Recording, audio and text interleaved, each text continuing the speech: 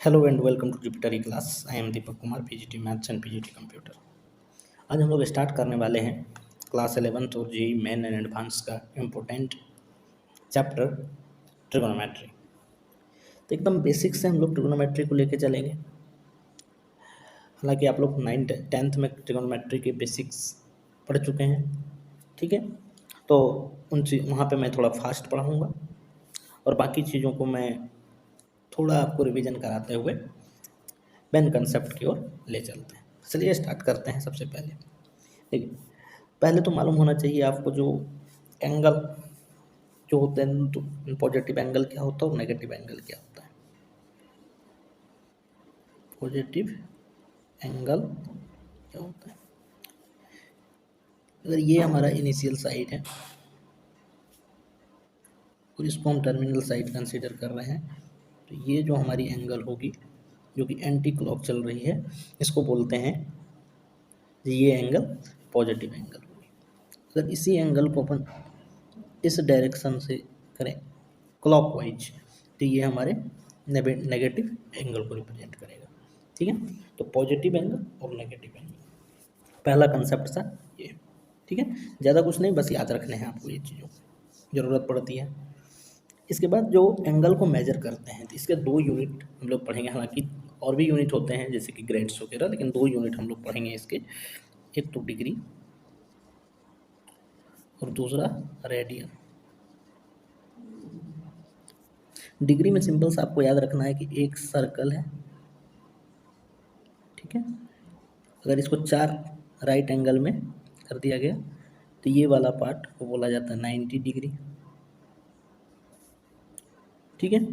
तो कहने का मतलब ये रहता है, जो एक डिग्री जो है, ये एक राइट एंगल 90 डिग्री को रिप्रेजेंट करता है, ठीक है। इस हिसाब से देखें तो एक डिग्री जो है ये रिप्रेजेंट करता है अपना 60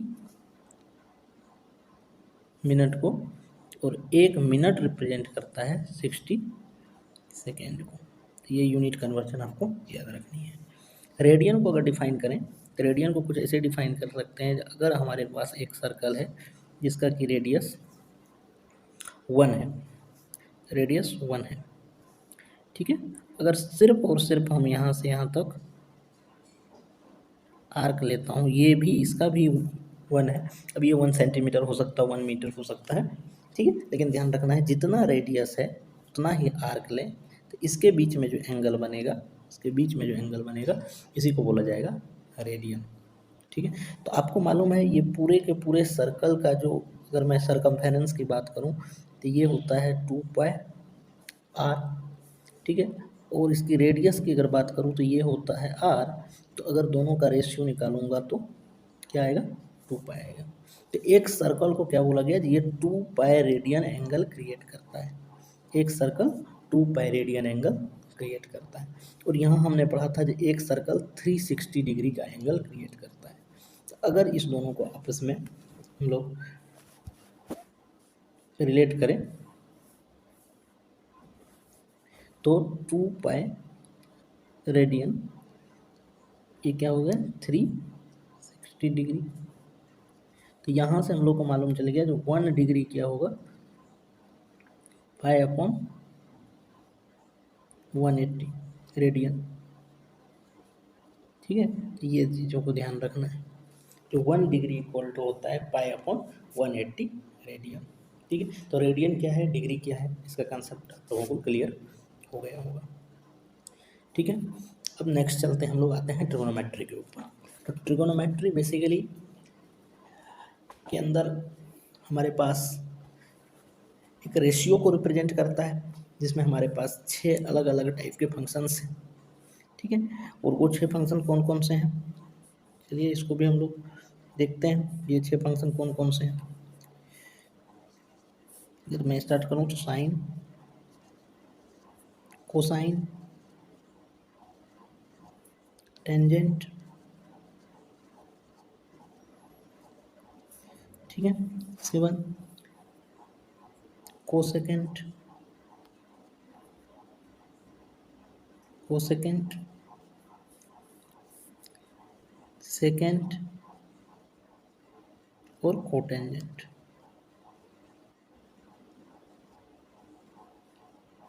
ये सारे के सारे हमारे 6 ट्रिग्नोमेट्रिक रेशियो हैं जो अलग अलग रेशियो को रिप्रेजेंट करता है।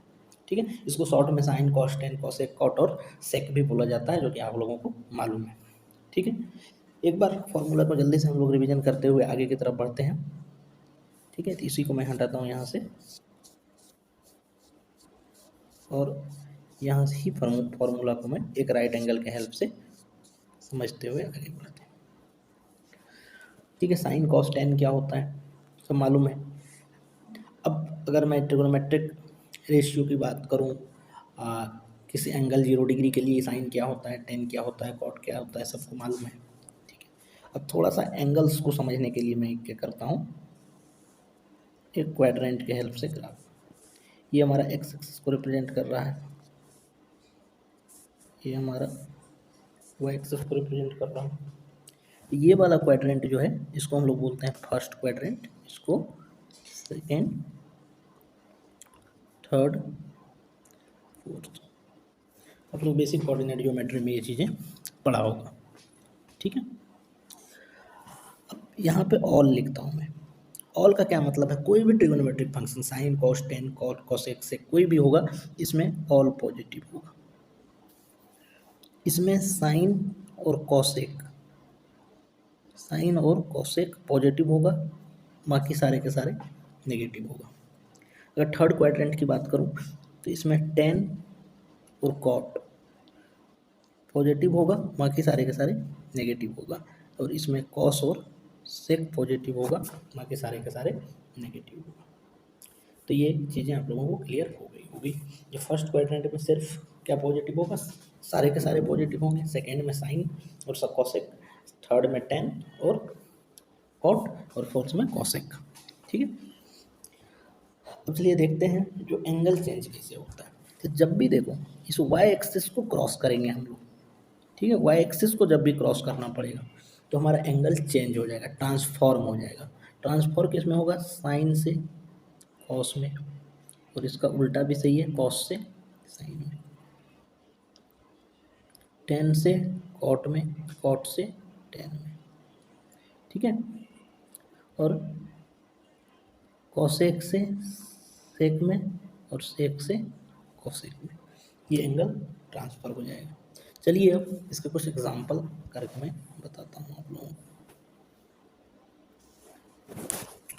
अगर मैं आपसे एक क्वेश्चन पूछूं, साइन 135 डिग्री, तो अगर आप ध्यान रखेंगे मैंने यहाँ पे क्या लिखा, साइन 135 डिग्री। तो इसको या तो आप 180 से रिलेट कर ले या तो 90 से रिलेट कर ले, क्योंकि हमको मालूम है ये 90 से ज़्यादा है और 180 से कम है। तो या तो आप इसको ऐसे लिख सकते हैं, साइन 90 प्लस 45, या तो आप इसको ऐसे लिख सकते हैं, साइन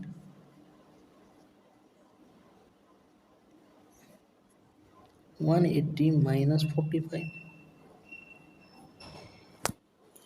ठीक है, दोनों केस में क्या हो रहा है, हमारा साइन क्या बन रहा है, 135। चलिए अब देखते हैं क्या होता है। साइन 90 प्लस 35 जब हम करते हैं, 90 यहाँ पे 90 है, ये इसको बोलते हैं जीरो, ये हमारा हमको मालूम है जीरो के लिए होता है, ये 90 के लिए होता है, ये 180 के लिए होता है, ये 270 के लिए होता है, और ये फिर से 360 के लिए होता है। तो जब भी हमने 90 प्लस बोला तो 90 प्लस मतलब इस वाले क्वाड्रेंट में हमने मूव किया। जब इस क्वाड्रेंट में हमने मूव किया तो क्या होगा, यहाँ पे ट्रांसफॉर्म होगा। तो साइन किस में ट्रांसफर हो जाएगा, कॉस के अंदर, साइन ट्रांसफर हो जाएगा कॉस के अंदर।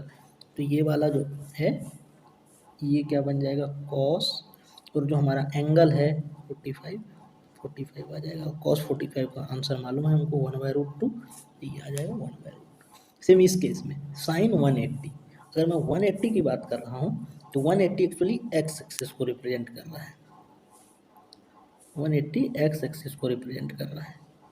तो एक्स एक्सिस में मैंने बताया था कोई ट्रांसफॉर्मेशन नहीं होगा, जब भी वाई एक्सिस को क्रॉस करेंगे तभी ट्रांसफॉर्म होगा, तो साइन साइन ही रहेगा। चलिए देखते हैं। तो ये साइन 180 माइनस 45 क्या बन जाएगा, साइन 45, और यहाँ भी हो जाएगा 1/√। अब मैंने प्लस माइनस का बताया था, वहाँ क्या प्रॉब्लम आएगी उसको समझते हैं। ठीक है, तो अगर मैं यहीं पे लिखता cos 135 तो क्या,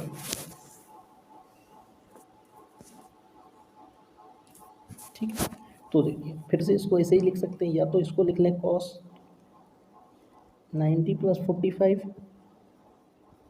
या तो फिर लिख लें इसको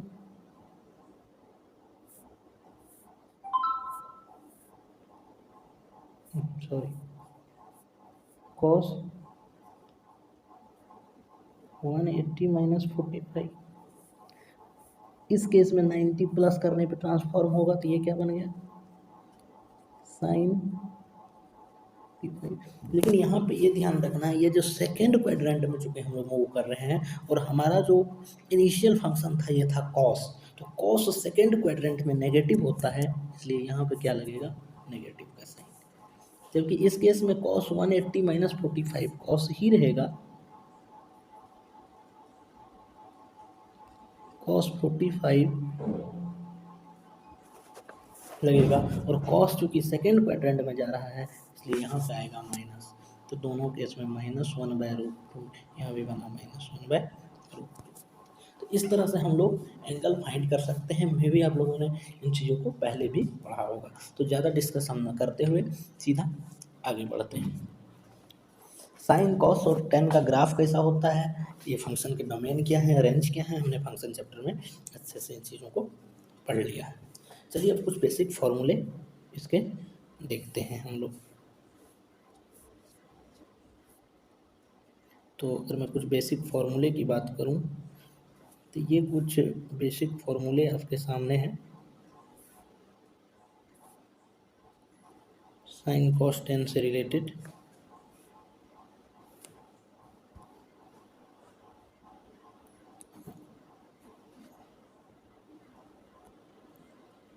एक एक करके दिखाऊंगा आप लोगों को। ये कुछ है। पहला तो sine square cos square theta 1 क्यों होता है, मालूम है, साइन होता है p/h, तो p square by H square plus B square by H square, तो ऊपर बन गया P square plus B square, और नीचे बन गया एच स्क्वायर, तो ये कैंसिल होके 1 बनेगा। ठीक है, इसी तरह से ये तीनों फॉर्मूला हैं, बहुत इंपॉर्टेंट है। इसी से जो डेराइव्ड फार्मूला हैं ये सारे हैं। ठीक है, इसके अलावा कुछ बेसिक फार्मूला दिए गए हैं जो आप लोग को याद रखना है, ये भी इम्पोर्टेंट फार्मूला है। इसके जो यहाँ पे जो एक इम्पोर्टेंट चीज़ दिया है, कंपोनेंडो एंड डिविडेंडो, इस वाली टेक्निक को आप लोगों को समझना है, तो इसकी यूज आती है काफ़ी प्रॉब्लम सॉल्व करते टाइम। अगर आपको कहीं पे मिले p/q a/b दो फ्रैक्शन है, तो आप अगर इसका डिनोमिनेटर से ऊपर प्लस कर दिए, इसी डिनोमिनेटर को नीचे लिख दिए, और सेम काम इस साइड भी कर दिए a प्लस बी, और नीचे a माइनस बी, तो हमारे जो ये ऊपर के इक्वेशन दिख रहे हैं इसमें कोई अंतर नहीं आएगा। इस दोनों को अगर न्यूमरेटर डिनोमिनेटर को एक बार माइनस कर दिया, एक बार प्लस कर दिया, ठीक है, और यहाँ भी प्लस और माइनस कर दिया, तो ये एक्सप्रेशन में कोई चेंज नहीं आएगा। इसी प्रोसेस को बोला जाता है कंपोनेंडो डिविडेंडो। ठीक है, तो ये कुछ बेसिक फार्मूला थे। चलिए बेसिक फार्मूला का यूज करके कुछ क्वेश्चंस करते हैं हम।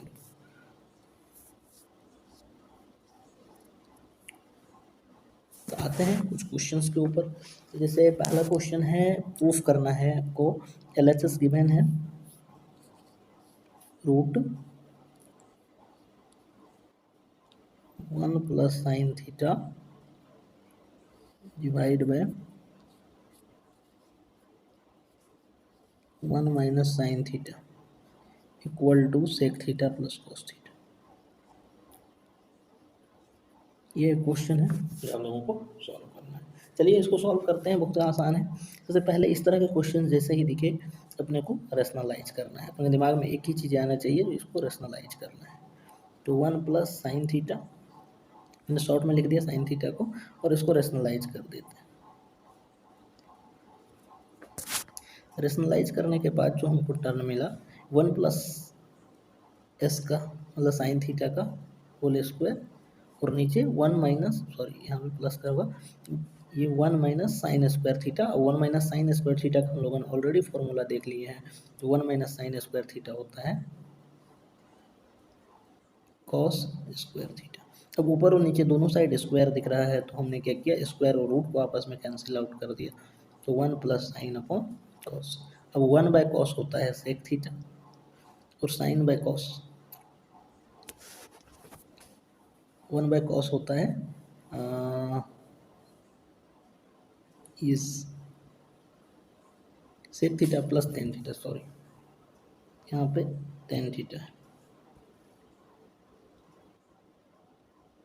ठीक है। तो 1/cos sec theta sine by cos tan theta है, और ये हमारा ठीक है। इस तरह के एक आध क्वेश्चन और देखते हैं, ठीक है। तो चलिए एक क्वेश्चन और देखता हूँ मैं। अगर आपको क्वेश्चन हैं इस बार 1 + cot A minus cosec A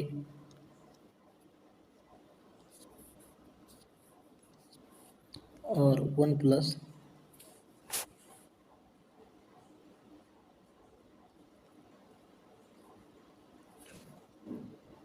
tan A + sec A, और RHS साइड है अपना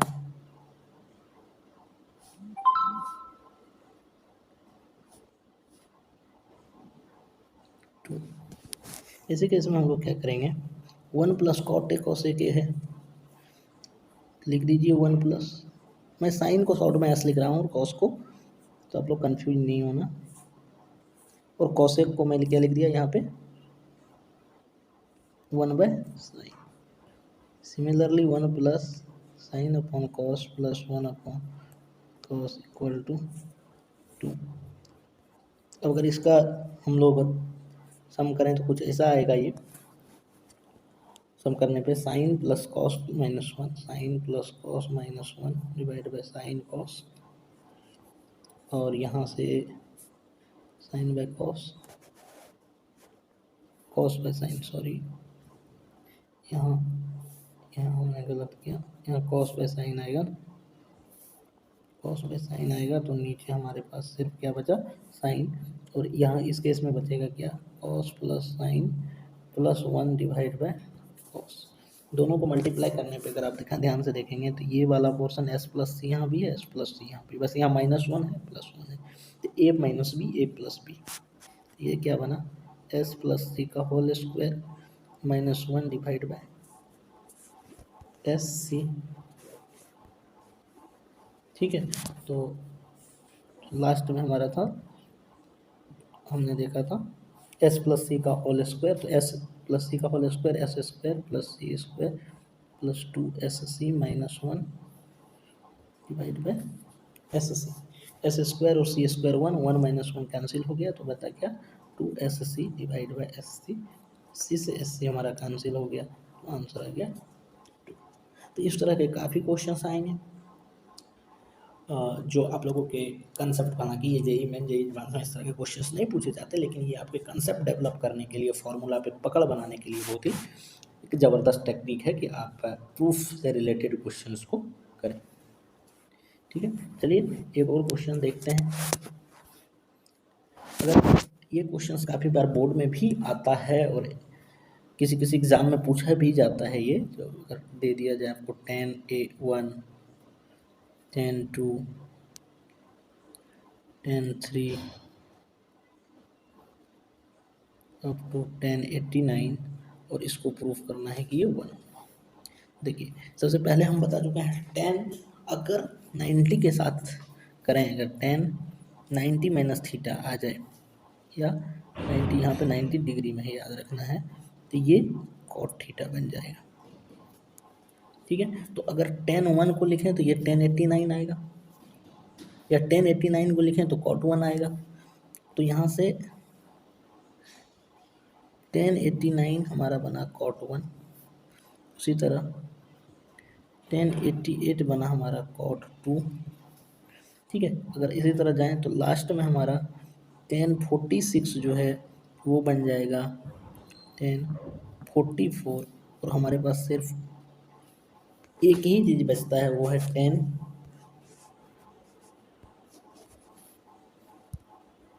और इसको करने के बाद हमारे पास एक ही चीज़ बचता है, जो सारे कटते गए क्योंकि 10 और कॉट 1 होते गया, 1 1 1 1 ये सारे, और लास्ट में हमारा 1045 बच जाएगा। तो 1045 का भी वैल्यू चूँकि 1 होता है, इसलिए आंसर हमारा 1 ही होगा। तो इस तरह के काफ़ी क्वेश्चंस आते हैं। सिर्फ आईआईटी जेईई के अगर हम लोग टारगेट कर रहे हैं तो हमारे फंडामेंटल्स क्लियर होना चाहिए, और ये फंडामेंटल ट्रिग्नोमेट्रिक आइडेंटिटीज थे जिसमें हम लोगों ने पढ़ा। ठीक है, अगले लेक्चर्स में हम लोग ट्रिग्नोमेट्री के बढ़ने वाले हैं, क्या होते हैं ट्रांसफॉर्मेशंस, क्या होते हैं कंपाउंड एंगल्स के फॉर्मूले कैसे काम करते हैं, और कुछ प्रीवियस ईयर्स के क्वेश्चन भी हम लोग देखेंगे। तब तक के लिए thank you everybody, have a nice day.